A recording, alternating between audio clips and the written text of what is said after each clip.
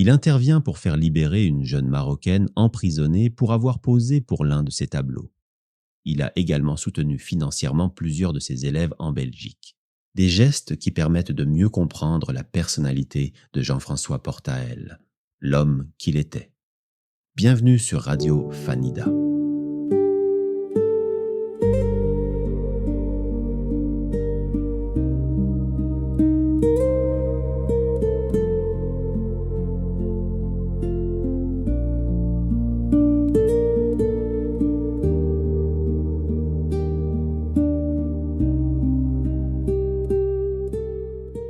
Jean-François Portael est un peintre dont les œuvres continuent de susciter l'admiration. Mais ce qui marque dans ses toiles, ce n'est pas seulement leur beauté, c'est l'humanité qu'on y ressent. En parcourant les archives, et plus particulièrement l'ouvrage Les artistes belges contemporains d'Edmond Louis de Tahaï, paru en 1894, on découvre une personnalité très éloignée du mythe de l'artiste solitaire. Les origines de cette trajectoire sont documentées à la page 13. Jean-François Portael naquit à Vilvoorde le 1er mai 1818, de parents appartenant à une famille aisée. L'auteur décrit d'abord un homme à la stature imposante. Tournure d'officier supérieur en retraite, regard vague mais doux, sourire énigmatique, voix sonore. L'ouvrage s'attarde sur sa capacité à naviguer dans les hautes sphères avec une aisance remarquable.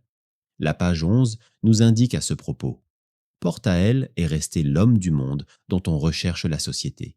Il a puisé dans ses hautes relations mondaines, en même temps que dans une éducation raffinée, le charme rare d'une conversation précieuse et captivante. Ce cercle d'influence s'étendait jusqu'aux figures royales de son temps. L'écrit précise d'ailleurs: aucun artiste ne saurait revendiquer de plus nombreuses ni de plus hautes relations. Léopold Ier et Léopold II l'ont honoré de leur bienveillante attention.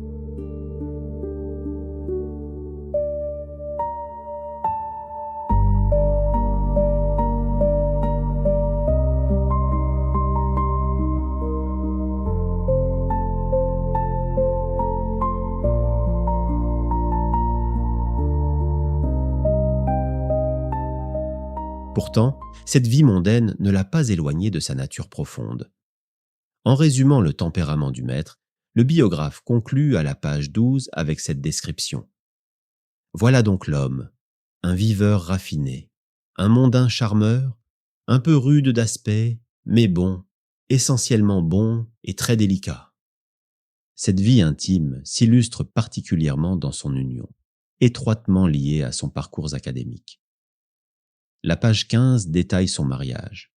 En 1849, Portael se marie et épouse mademoiselle Navez, la fille de son premier maître, avec lequel il avait toujours entretenu, du reste, les meilleures relations.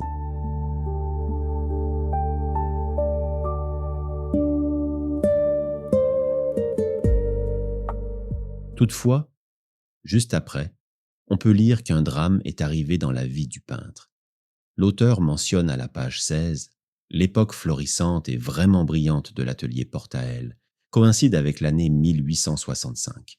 Le maître jouissait alors d'une certaine liberté, car il venait de donner sa démission à l'académie où Simonis avait voulu organiser un enseignement analogue à celui que Portael donnait dans son atelier. Il se consacrait, pour ainsi dire, uniquement à ces jeunes artistes. Son atelier, c'était son sang, sa passion, sa vie. Jamais élèves ne trouvèrent un maître plus dévoué, et c'est comme chef d'école que Portael passera à la postérité. Pourquoi, à un moment donné, et au milieu des succès, le maître se remet-il une fois encore à courir le monde? Un grand malheur venait de le frapper. Il avait perdu son épouse.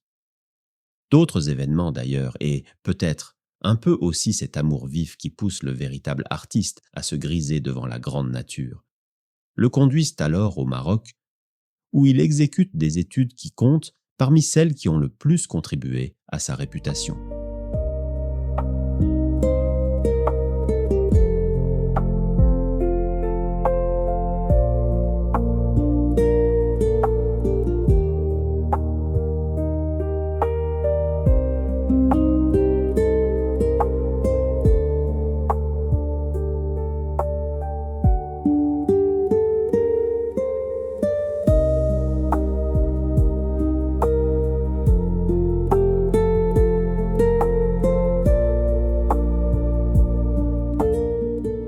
Au-delà du dévouement pédagogique mentionné dans ce passage, son soutien matériel envers la nouvelle génération était indéfectible.